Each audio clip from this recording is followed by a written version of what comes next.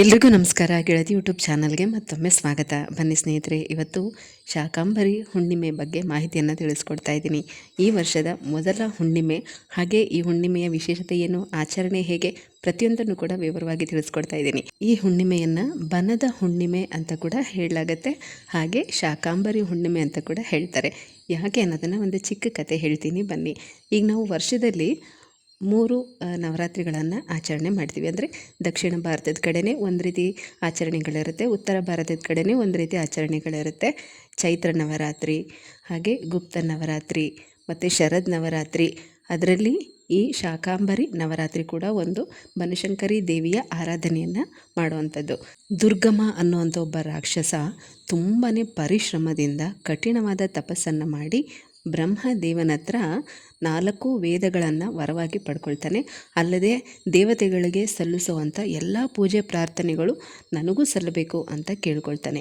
ಇದರಿಂದ ಈ ರೀತಿಯ ವರವನ್ನು ಪಡ್ಕೊಂಡ್ಮೇಲೆ ದೇವತೆಗಳನ್ನು, ಋಷಿ ಮುನಿಗಳನ್ನು, ಮಾನವರನ್ನು ತುಂಬಾ ಕಾಡೋದಕ್ಕೆ ಶುರು ಮಾಡ್ತಾನೆ. ಒಂದು ಸಲ ಮಾನವರನ್ನು, ಋಷಿ ಮುನಿಗಳನ್ನು ಹಿಮಾಲಯದ ಒಂದು ಗುಹೆಯಲ್ಲಿ ತಗೊಂಡು ಹೋಗಿ ಅವ್ರನ್ನೆಲ್ಲ ಬಚ್ಚಿಟ್ಬಿಡ್ತಾನೆ. ಇದರಿಂದ ಸೃಷ್ಟಿಯಲ್ಲಿ ಏರುಪೇರುಗಳು ಉಂಟಾಗುತ್ತೆ, ಧರ್ಮದ ನಷ್ಟ ಆಗೋದಕ್ಕೆ ಶುರುವಾಗುತ್ತೆ. ಮಳೆ ಬೆಳೆ ಇಲ್ಲದೆ ಭಯಂಕರವಾದ ಬರಗಾಲ ಶುರುವಾಗ್ಬಿಡುತ್ತೆ. ಆಗ ಮಾನವರು ಮತ್ತು ದೇವತೆಗಳೆಲ್ಲರೂ ಕೂಡ ಆದಿಶಕ್ತಿಯ ಪ್ರಾರ್ಥನೆಯನ್ನು ಮಾಡ್ತಾರೆ. ಅವರ ಕಷ್ಟಗಳು, ಪ್ರಾರ್ಥನೆಗಳನ್ನು ಕೇಳಿದಂಥ ತಾಯಿ ಧಾನ್ಯಗಳು, ಹಣ್ಣುಗಳು, ಗಿಡಮೂಲಿಕೆಗಳು, ದ್ವಿದಳ ಧಾನ್ಯಗಳು, ತರಕಾರಿ, ಸೊಪ್ಪು ಇದನ್ನೆಲ್ಲ ಹೊತ್ಕೊಂಡು ಶಾಕಾಂಬರಿ ದೇವಿಯಾಗಿ ಬರವನ್ನು ನೀಗಿಸೋ ಸಲುವಾಗಿ ಅವತಾರವನ್ನು ತಾಳ್ತಾರೆ. ಅಲ್ಲದೆ ತನ್ನ ಭಕ್ತರ ಕಷ್ಟವನ್ನು ನೋಡಿ ತನ್ನ ಕಣ್ಣುಗಳಲ್ಲಿ ಧಾರಾಕಾರವಾಗಿ ಕಣ್ಣೀರು ಸುರಿಯೋದಕ್ಕೆ ಶುರುವಾಗುತ್ತೆ. ಆ ಕಣ್ಣೀರು ನದಿಯಾಗಿ ಮಾರ್ಪಟ್ಟು ಬರಗಾಲದ ಸ್ಥಿತಿ ಕೊನೆಗೊಳ್ಳುತ್ತೆ. ಆ ನಂತರ ಆ ದುರ್ಗಮ ಅನ್ನುವಂಥ ರಾಕ್ಷಸನನ್ನು ಸಂಹಾರ ಮಾಡಿ ಮಾನವರನ್ನು ಮತ್ತು ಋಷಿ ಮುನಿಗಳಿಗೆ ರಕ್ಷಣೆಯನ್ನು ಕೊಡ್ತಾರೆ. ದೇವಿಯ ಶಾಕಾಂಬರಿ ರೂಪ ಸಮೃದ್ಧಿಯ ಸಂಕೇತ. ಹುಣ್ಣಿಮೆಯ ಹಿಂದಿನ ದಿನ ದೇವಿಗೆ ತರಕಾರಿಯ ಅಲಂಕಾರ ಮಾಡಲಾಗುತ್ತೆ. ಶಾಕಾಂಬರಿ ಅಂದರೆ ಶಾಖ ಅಂದರೆ ತರಕಾರಿ ಅಂತ ಅರ್ಥ. ಹಾಗಾಗಿನೇ ಈ ದಿನ ಬನಶಂಕರಿ ದೇವಿ, ದುರ್ಗಾದೇವಿ ಮತ್ತು ಚಾಮುಂಡೇಶ್ವರಿ ದೇವಿ ಎಲ್ಲ ಶಕ್ತಿ ದೇವತೆ ದೇವಸ್ಥಾನಗಳಲ್ಲಿ ಈ ದಿನ ತರಕಾರಿ ಅಲಂಕಾರಗಳನ್ನು ಮಾಡಿರ್ತಾರೆ. ನಾನು ಕೂಡ ಇವತ್ತು ಬನಶಂಕರಿ ತಾಯಿ ದರ್ಶನ ಮಾಡ್ಕೊಂಡು ಬಂದೆ. ಆ ದೇವಿಗೆ ಈ ರೀತಿ ತರಕಾರಿ ಅಲಂಕಾರನ ಮಾಡಿದ್ರು. ಆ ವಿಡಿಯೋ ಕ್ಲಿಪ್ಪನ್ನು ಕೂಡ ಇಲ್ಲಿ ಆ್ಯಡ್ ಮಾಡಿದ್ದೀನಿ, ನೀವು ನೋಡಬಹುದು. ದುರ್ಗಮ ಅನ್ನುವಂಥ ರಾಕ್ಷಸನನ್ನು ಸಂಹಾರ ಮಾಡಿದ್ದಕ್ಕೆ ಈ ದೇವಿಯನ್ನು ದುರ್ಗಾ ಅನ್ನೋ ಹೆಸರಿಂದ ಕೂಡ ಕರೆಯಲಾಗತ್ತೆ. ಇವತ್ತು ದೇವಿಗೆ ಈ ರೀತಿ ಅಲಂಕಾರ ಎಲ್ಲ ಇರುತ್ತೆ. ನಾಳೆ ಅಭಿಷೇಕ ಇರುತ್ತೆ, ತುಂಬಾ ವಿಶೇಷ. ಎಲ್ಲ ದೇವಸ್ಥಾನಗಳಲ್ಲೂ ಕೂಡ ಈ ಅಭಿಷೇಕ ತುಂಬಾ ವಿಶೇಷವಾಗಿರುತ್ತೆ. ಅದರಲ್ಲೂ ಕಬ್ಬಿನ ಹಾಲಿನಿಂದ ಅಭಿಷೇಕವನ್ನು ಮಾಡ್ತಾರೆ. ಸಾಧ್ಯವಾದವರು ನಿಮ್ಮ ಕೈಯಾರೆ ಕಬ್ಬಿನ ಹಾಲನ್ನು ತೊಗೊಂಡು ಹೋಗ್ಕೊಡಿ. ಬೆಳಗ್ಗೆ 5 ಗಂಟೆಯಿಂದನೇ ಅಭಿಷೇಕಗಳು ಶುರುವಾಗುತ್ತೆ. ಹಿಂದಿನ ದಿನ ತಂದು ಫ್ರಿಜ್ಜಲ್ಲಿ ಇಟ್ಕೊಂಡು ಮಾರನೇ ದಿನ ಬೆಳಗ್ಗೆ ನೀವು ದೇವಸ್ಥಾನಕ್ಕೆ ತೊಗೊಂಡು ಹೋಗಿ ಕೊಡ್ಬೋದು. ತುಂಬಾ ಒಳ್ಳೆಯದು ಈ ದಿನ ದೇವಿಗೆ ಕಬ್ಬಿನ ಹಾಲಿನ ಅಭಿಷೇಕವನ್ನು ಮಾಡುವಂಥದ್ದು. ಬನ್ನಿ, ಈಗ ಹುಣ್ಣಿಮೆ ತಿಥಿ ಯಾವಾಗ ಪ್ರಾರಂಭ ಆಗುತ್ತೆ, ಯಾವಾಗ ಮುಕ್ತಾಯ ಆಗುತ್ತೆ ಅದನ್ನು ಕೂಡ ತಿಳಿಸ್ತೀನಿ. ಇದೇ ಜನವರಿ 2026 2ನೇ ತಾರೀಕು ಸಂಜೆ 6 ಗಂಟೆ 50 ನಿಮಿಷಕ್ಕೆ ಹುಣ್ಣಿಮೆ ತಿಥಿ ಪ್ರಾರಂಭ ಆಗುತ್ತೆ.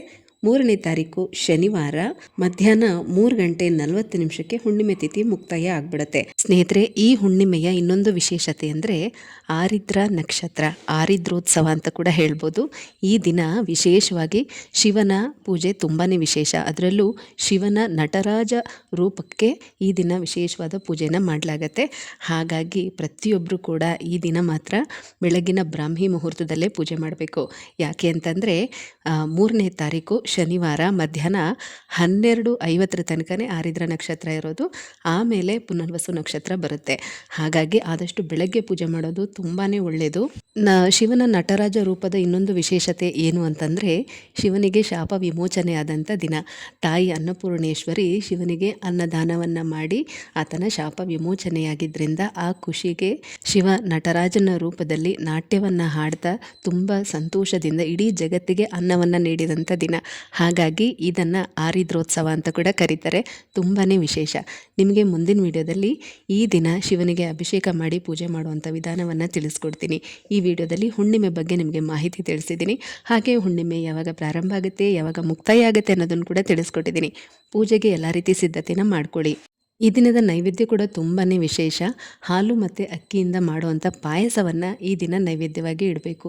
ತುಂಬಾ ಒಳ್ಳೆಯದು. ಶಿವನಿಗೆ ಯಾವ ರೀತಿ ಅಭಿಷೇಕ ಮಾಡಿ ಪೂಜೆ ನೈವೇದ್ಯ ಎಲ್ಲನೂ ಕೂಡ ಯಾವ ರೀತಿ ಅರ್ಪಿಸಬೇಕು ಅನ್ನೋದನ್ನು ಮುಂದಿನ ವಿಡಿಯೋದಲ್ಲಿ ತಿಳಿಸ್ಕೊಡ್ತೀನಿ. ಸಾಧ್ಯವಾದವರೆಲ್ಲರೂ ಈ ಪೂಜೆನ ಮಾತ್ರ ಮಿಸ್ ಮಾಡಿಕೊಳ್ಳೇಬೇಡಿ. ಯಾಕೆ ಅಂತಂದರೆ ಹುಣ್ಣಿಮೆ ದಿನ ಆರಿದ್ರ ನಕ್ಷತ್ರ ತುಂಬಾ ವಿಶೇಷ.